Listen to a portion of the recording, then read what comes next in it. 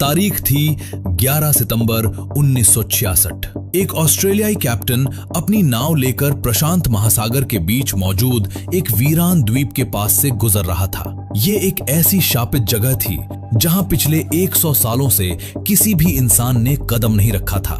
तभी कैप्टन की नजर द्वीप की सबसे ऊंची चट्टान पर पड़ी और उसने कुछ ऐसा देखा जिससे उसके होश उड़ गए। जहां 100 सालों से कोई इंसान नहीं गया, वहां आग कैसे जल सकती है? इससे पहले कि कैप्टन कुछ समझ पाता, चट्टानों के ऊपर से लंबे बालों वाले 6 जंगली से दिखने वाले लड़के सीधे समंदर की लहरों में कूद पड़े। ये कोई भूत नहीं थे और ना ही कोई जंगली कबीला। ये टोंगा के वो 6 स्कूली बच्चे थे जो 15 महीने पहले एक तूफान में गायब हो गए थे।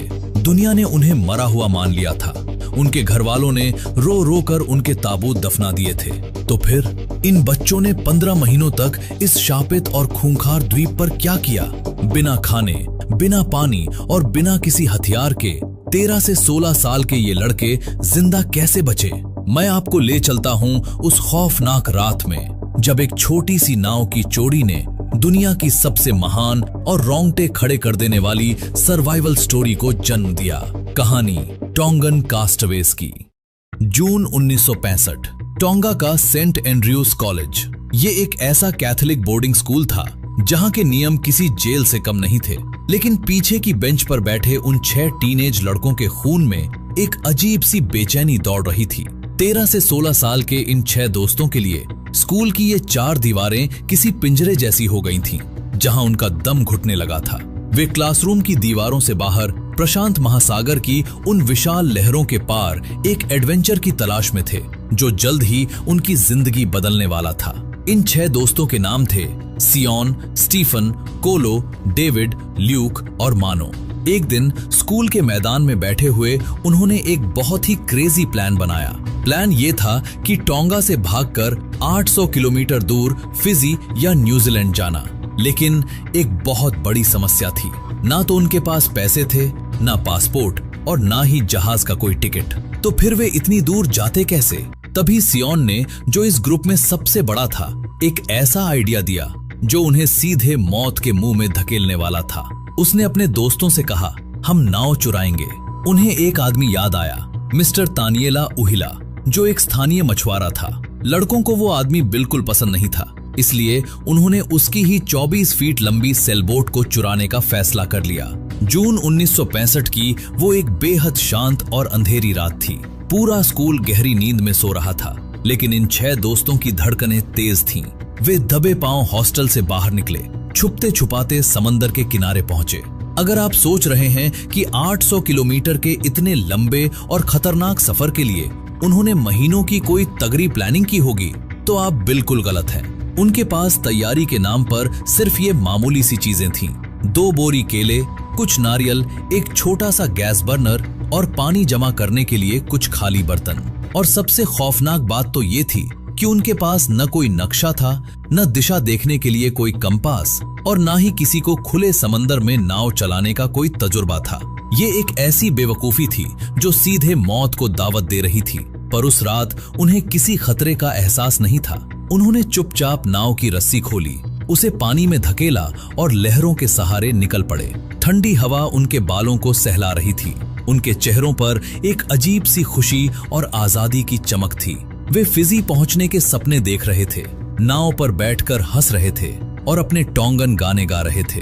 उन्हें लग रहा था कि उन्होंने अपनी जेल जैसी जिंदगी को हमेशा के लिए पीछे छोड़ दिया है। लेकिन उन्हें इस बात का बिल्कुल भी अंदाजा नहीं था कि प्रशांत महासागर ने उनके लिए मौत का एक खौफनाक जाल बिछा रखा था। वे जिस रोमांच की तलाश में निकले थे, वो कुछ ही घंटों में एक ऐसी खौफनाक हकीकत बनने वाला था जिसकी उन्होंने सपने में भी कल्पना नहीं की थी। क्योंकि आसमान में घने काले बादल छाने लगे थे और एक ऐसा खौफनाक तूफान उनकी तरफ बढ़ रहा था जो सिर्फ उस नाव को ही नहीं, बल्कि उनकी पूरी जिंदगी को हमेशा के लिए पलटने वाला था। रात के अंधेरे में लड़कों की आंख लग चुकी थी, लेकिन प्रशांत महासागर उनके खिलाफ एक खौफनाक साजिश रच रहा था। आधी रात को अचानक मौसम ने अपना सबसे भयानक रूप ले लिया। एक भयानक तूफान उनकी उस छोटी सी नाव से आ टकराया। हवा इतनी तेज थी कि उनकी 24 फीट लंबी नाव समंदर की पहाड़ जैसी विशाल लहरों के बीच किसी कागज के टुकड़े की तरह उछलने लगी। चारों तरफ सिर्फ खौफनाक अंधेरा, पानी का शोर और मौत का तांडव था। लड़कों ने नाव को बचाने की पूरी कोशिश की, लेकिन कुदरत के उस खौफनाक तांडव के सामने वे पूरी तरह बेबस हो गए। एक जोरदार लहर आई और नाव की सेल को चीर कर रख दिया। वो छोटे छोटे टुकड़ों में फटकर हवा में उड़ गई। इससे पहले कि वे कुछ समझ पाते, एक और लहर ने नाव की रडर को भी तोड़कर समंदर में बहा दिया। अब उनके पास नाव को कंट्रोल करने का कोई तरीका नहीं था। वे उस अथाह और अंतहीन समंदर के बीचों बीच एक ऐसी तैरती हुई ताबूत में कैद हो गए थे जिसे लहरें जहां चाहें वहां ले जा सकती थीं। अगली सुबह जब तूफान शांत हुआ तो मौत का एक नया और दर्दनाक चेहरा उनके सामने खड़ा था। ना तो उन्हें ये पता था कि वे कहां हैं और ना ही कोई उन्हें बचाने आने वाला था। दिन बीतते गए, उनका लाया हुआ थोड़ा सा खाना खत्म हो चुका था, पानी का एक एक कतरा सूख चुका था और आसमान से आग बरसाता सूरज उनके जिस्म को झुलसा रहा था। प्यास से तड़पते हुए उनके होंठ बुरी तरह फट चुके थे, गला पूरी तरह सूखकर अंदर से छिल चुका था। जिंदा रहने के लिए उन्होंने नारियल के खाली खोलों में बारिश की कुछ बूंदें जमा करने की कोशिश की, लेकिन मौत को मात देने के लिए पानी की वो चंद बूंदें बिल्कुल भी काफी नहीं थीं। जब भूख बर्दाश्त से बाहर हो गई तो उन्होंने समंदर से मछलियां पकड़कर उनका कच्चा खून और मांस तक खाने की कोशिश की। 1 दिन, 2 दिन, 3 दिन, लगातार 8 दिनों तक मौत उनके सर पर मंडराती रही। धीरे धीरे लड़कों ने उम्मीद छोड़ दी। उन्हें लगने लगा कि यही समंदर अब उनकी कब्र बनने वाला है। लेकिन तभी 8वें दिन की सुबह सियोन की सूजी हुई और थक चुकी आंखों ने दूर समंदर में कुछ देखा। वो कोई जहाज नहीं था, बल्कि समंदर का सीना चीरकर बाहर निकली एक विशालकाय चट्टान थी। वो एक द्वीप था। लड़कों के सूखे हुए चेहरों पर अचानक एक मुस्कान आ गई। उनके बेजान शरीरों में जैसे जीने की एक नई उम्मीद जाग उठी। उन्होंने टूटे हुए लकड़ी के पट्टों की मदद से नाव को उस द्वीप की तरफ धकेलना शुरू कर दिया। लेकिन उनकी मुश्किलें अभी खत्म नहीं हुई थीं। जैसे जैसे वे उस द्वीप के करीब पहुंचे, उन्हें एहसास हुआ कि ये कोई खूबसूरत रेतीला किनारा नहीं था, बल्कि ये एक खौफनाक और सीधा खड़ा ज्वालामुखी का पहाड़ था, जिसके चारों ओर नुकीली चट्टानें थीं और समंदर की लहरें उनसे भयानक रूप से टकरा रही थीं। अगर नाव उन चट्टानों से टकराती तो नाव के साथ साथ उनके भी टुकड़े टुकड़े हो जाते। अब उनके पास सिर्फ एक ही रास्ता था, उन्हें नाव को वहीं छोड़ना था। जिंदा रहने की आखिरी उम्मीद में उन्होंने अपने बेजान शरीर की पूरी ताकत झोंक दी और उन खूंखार लहरों के बीच समंदर में छलांग लगा दी। मौत से लड़ते, लहरों के थपेड़े खाते और नुकीली चट्टानों से अपने जिस्म को छलनी करवाते हुए वे किसी तरह उस किनारे पर पहुंचने में कामयाब हो गए। लेकिन जब उन्होंने उस अनजान द्वीप की सूखी जमीन पर कदम रखा तो उन्हें इस बात का बिल्कुल अंदाजा नहीं था कि उन्होंने मौत के समंदर से बचकर एक शापित भूतिया द्वीप के नर्क में कदम रख दिया था।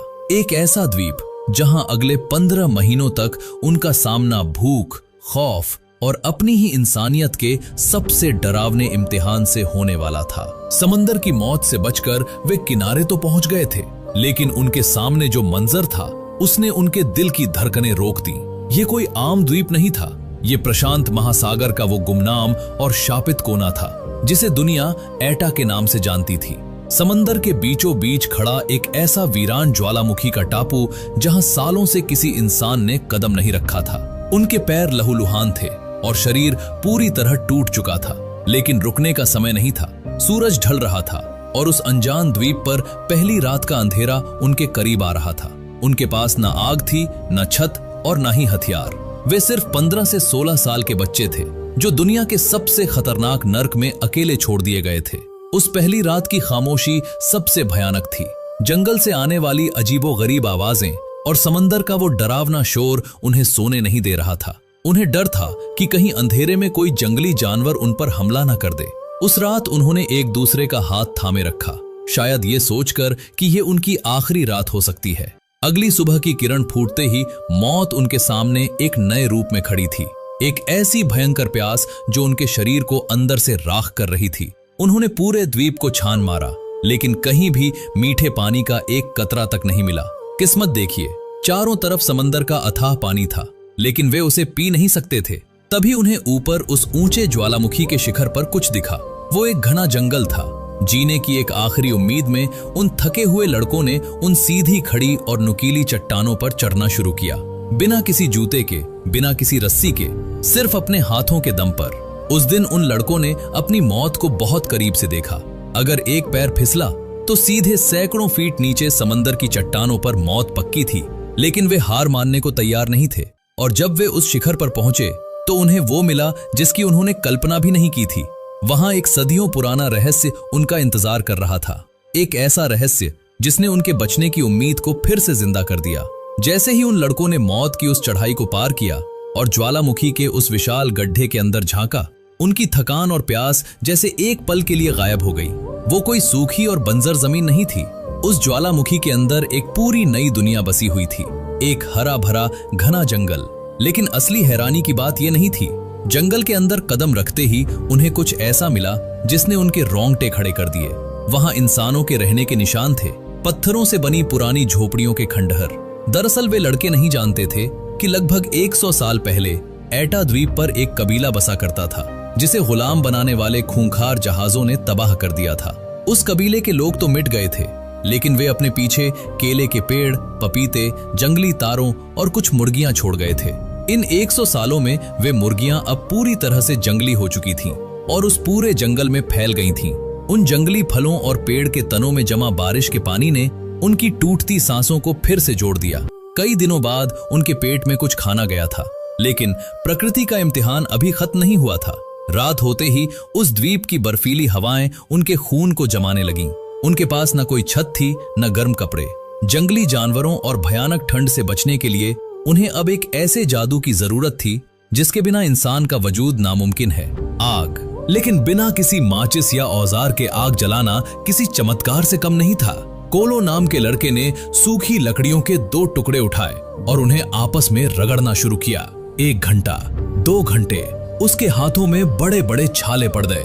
छालों से खून रिसने लगा, लेकिन उसके हाथ नहीं रुके। उसने अपनी जान की आखिरी बची हुई ताकत उस लकड़ी में झोंक दी, और फिर घंटों के उस दर्दनाक संघर्ष के बाद सूखी घास में से हल्का सा धुआं उठा, एक छोटी सी चिंगारी, और फिर आग की वो लपट उठ खड़ी हुई। वो सिर्फ आग नहीं थी, वो उनकी जिंदगी की लौ थी। उस रात उन 6 लड़कों ने उस आग के चारों ओर बैठकर एक कसम खाई कि चाहे तूफान आए, बारिश हो या समंदर अपना आपा खो बैठे, वे इस आग को कभी बुझने नहीं देंगे। और आपको जानकर हैरानी होगी, अगले 15 महीनों तक दिन रात, आंधी तूफान, हर मौसम में उन लड़कों ने उस आग को 1 सेकंड के लिए भी बुझने नहीं दिया। आग तो जल गई थी, लेकिन ये तो बस उनके सर्वाइवल की शुरुआत थी, क्योंकि अब उन्हें इस खौफनाक जंगल में शिकार करना सीखना था। एक ऐसा सिस्टम बनाना था ताकि वे आपस में ना लड़ें, और सबसे बढ़कर उन्हें एक ऐसी बीमारी का सामना करना था जो बिना छुए इंसान को अंदर से मार देती है, अकेलापन और डिप्रेशन। अगले 15 महीनों में उन्होंने इस द्वीप पर जो कुछ किया वो इंसानियत के इतिहास का सबसे बड़ा चमत्कार बनने वाला था। अक्सर जब इंसान भूखमरी, खौफ और मौत के साए में होता है तो वो जानवर बन जाता है। दुनिया के बड़े बड़े मनोवैज्ञानिकों का मानना था कि अगर बच्चों को एक वीरान द्वीप पर छोड़ दिया जाए तो वे जिंदा रहने के लिए एक दूसरे के खून के प्यासे हो जाएंगे।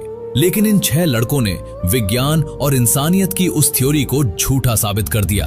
उन्होंने उस नर्क जैसे द्वीप पर एक दूसरे को मारने के बजाय अपना खुद का एक छोटा सा देश बसा लिया।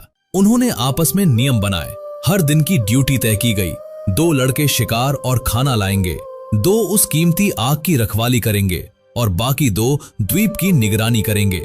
अगर कभी किसी बात पर 2 लड़कों में झगड़ा होता तो वे हाथापाई नहीं करते थे। उनका नियम था कि झगड़ने वाले दोनों लड़कों को द्वीप के 2 अलग अलग किनारों पर तब तक अकेला भेज दिया जाएगा जब तक कि उनका गुस्सा शांत न हो जाए। इस अनुशासन ने उन्हें उस खौफनाक जंगल में इंसान बनाए रखा। उन्हें पता था कि इस वीरान दुनिया में भूख से ज्यादा खतरनाक एक और बीमारी है, उम्मीद का टूट जाना। अपने दिमाग को जिंदा रखने के लिए उन्होंने अपनी टूटी हुई नाव से निकाले गए लोहे के 6 तारों लकड़ी के एक टुकड़े और आधे नारियल के खोल से एक गिटार बना लिया। दिन भर मौत से लड़ने के बाद हर रात उस भयानक जंगल के सन्नाटे में उनके गिटार की धुन और उनकी प्रार्थनाओं की आवाज गूंजती थी। वे एक दूसरे का हौसला टूटने नहीं देते थे। महीने बीत रहे थे, सब कुछ उनके कंट्रोल में लग रहा था, लेकिन तभी मौत ने एक बार फिर अपना खौफनाक खेल खेला। एक दिन शिकार की तलाश में चट्टानों पर चढ़ते हुए स्टीफन नाम के लड़के का पैर अचानक फिसल गया। वो सीधे 50 फीट गहरी एक खाइयों और नुकीली चट्टानों के बीच जा गिरा। जब बाकी लड़के भागकर नीचे पहुंचे तो नजारा रूह कपा देने वाला था। स्टीफन दर्द से तड़प रहा था और उसकी दाईं टांग की हड्डी बुरी तरह टूटकर मांस को फाड़ते हुए बाहर आ गई थी। उस बिना दवा, बिना डॉक्टर और बिना पेन किलर वाली दुनिया में इस तरह हड्डी का टूटना सीधे सीधे मौत का फरमान था। इन्फेक्शन फैलने में कुछ ही घंटे लगने वाले थे, लेकिन उन लड़कों ने अपने भाई को मरने नहीं दिया। उन्होंने तुरंत लकड़ियों और जंगली बेलों की मदद से स्टीफन की उस टूटी और लहूलुहान टांग को एकदम सीधा बांध दिया। अगले कई हफ्तों तक उन्होंने स्टीफन को हिलने तक नहीं दिया और उसके हिस्से का सारा काम खुद किया। एक दिन, 2 दिन, 1 महीना, 6 महीने और फिर पूरा 1 साल बीत गया। उनके कपड़े पूरी तरह फटकर चीथड़े हो चुके थे। बाल और दाढ़ियां इतनी लंबी हो गई थीं कि वे अब 15 साल के बच्चे नहीं बल्कि खूंखार आदि मानव बन चुके थे। उनके परिवारों ने उन्हें मरा हुआ मानकर उनके अंतिम संस्कार भी कर दिए थे। किसी को नहीं पता था कि वे जिंदा हैं। 15 महीनों की उस कैद ने अब उनकी आखिरी उम्मीद को भी तोड़ना शुरू कर दिया था। उन्हें लगने लगा था कि अब वे कभी अपने घर वापस नहीं जा पाएंगे। 15 महीने की लंबी और खौफनाक कैद, उम्मीदें अब पूरी तरह से राख हो चुकी थीं। उन लड़कों ने भी हार मान ली थी और उन्हें यकीन हो चुका था कि ये शापित टापू ही अब उनकी हमेशा की कब्र बनने वाला है। लेकिन फिर आया 11 सितंबर 1966 का वो दिन। पीटर वार्नर नाम का एक ऑस्ट्रेलियाई कप्तान अपनी नाव लेकर उसी समंदर से गुजर रहा था। अचानक उसकी नजर उस खौफनाक और वीरान एटा द्वीप पर पड़ी। पीटर जानता था कि यहाँ सदियों से कोई इंसान नहीं रहता, लेकिन तभी उसने पहाड़ की चोटी पर कुछ ऐसा देखा जिसने उसके होश उड़ा दिए। पीटर की दूरबीन के लेंस में उसे जंगल का एक हिस्सा जला हुआ दिखाई दिया। कोई वीरान द्वीप पर आग कैसे लग सकता है? इससे पहले कि पीटर कुछ समझ पाता, उसकी दूरबीन के सामने एक रूह कंपा देने वाला नजारा आया। पहाड़ की उन नुकीली चट्टानों से कुछ अजीब से दिखने वाले लोग समंदर की खूंखार लहरों में छलांग लगा रहे थे। उनके बाल कमर तक लंबे थे, वे पूरी तरह नंगे थे और पानी को चीरते हुए पागलों की तरह पीटर की नाव की तरफ तैर रहे थे। कप्तान पीटर घबरा गया। उसे लगा कि ये कोई जंगली कबीले के लोग हैं, लेकिन जब उस पहले लड़के ने नाव के किनारे को पकड़ा और ऊपर देखा तो उसके मुंह से टूटी फूटी अंग्रेजी में जो अल्फाज निकले उसने दुनिया का इतिहास बदल दिया। उस लड़के ने कहा, मेरा नाम स्टीफन है और हम यहाँ 6 लोग हैं। हमें 15 महीने हो चुके हैं। 15 महीने? पीटर सुन रह गया। उसने तुरंत अपना रेडियो उठाया और टोंगा की राजधानी को एक मैसेज भेजा। रेडियो पर लड़कों के नाम सुनकर दूसरी तरफ से एक कांपती हुई आवाज आई, कप्तान, ये एक चमत्कार है। इन 6 बच्चों को मरा हुआ मानकर इनके परिवारों ने इनकी कब्रें तक बना दी हैं। जब वे लड़के 15 महीने बाद अपने घर टोंगा पहुंचे तो पूरा शहर रो पड़ा। लेकिन कहानी का सबसे बड़ा ट्विस्ट अभी बाकी था। उन लड़कों ने मौत को मात दे दी थी, लेकिन कानून को नहीं। घर लौटते ही उनका स्वागत फूलों से नहीं बल्कि हथकड़ियों से हुआ। पुलिस ने उन्हें तुरंत गिरफ्तार करके जेल में डाल दिया। क्यों? क्योंकि आपको याद होगा 15 महीने पहले उन्होंने जो नाव चुराई थी, उस नाव के मालिक ने उन पर नाव चुराने और उसे समंदर में तबाह करने का क्रिमिनल केस ठोक दिया था। जिस नर्क से वे 15 महीने लड़कर आए थे, अब उन्हें एक नई जेल में सड़ना था। लेकिन कप्तान पीटर ने उन्हें एक बार फिर बचा लिया। पीटर ने ऑस्ट्रेलिया के एक टीवी चैनल को इन लड़कों की कहानी के राइट्स बेच दिए और उस पैसे से नाव के मालिक का सारा कर्जा चुकाकर इन लड़कों को जेल से आजाद करवाया। सिर्फ इतना ही नहीं, पीटर ने उन 6 लड़कों को अपनी नाव पर क्रू मेंबर की नौकरी भी दे दी। डॉक्टरों ने जब उनका चेकअप किया तो वे हैरान रह गए। 15 महीने एक नर्क में बिताने के बाद भी वे एकदम स्वस्थ थे और जिस स्टीफन की टांग चट्टान से गिरकर टूट गई थी, वो उन लड़कों के बनाए हुए जंगली इलाज से एकदम परफेक्ट तरीके से जुड़ चुकी थी। दुनिया भर के मनोवैज्ञानिकों ने सालों से हमें बताया था कि अगर इंसानों को एक भयानक स्थिति में छोड़ दिया जाए तो वे एक दूसरे के खून के प्यासे हो जाते हैं। लेकिन एटा द्वीप के इन 6 लड़कों ने साबित कर दिया कि जब इंसानियत की असली परीक्षा होती है तो हम लड़ते नहीं हैं, हम एक दूसरे का हाथ थामते हैं। उन्होंने मौत के उस वीरान नर्क में भी एक दूसरे का साथ नहीं छोड़ा और यही उनकी सबसे बड़ी जीत थी। अगर आपको इंसानियत के जज्बे की ये सच्ची और रोंगटे खड़े कर देने वाली कहानी पसंद आई तो इस वीडियो को एक लाइक जरूर करें और चैनल को सब्सक्राइब करना ना भूलें।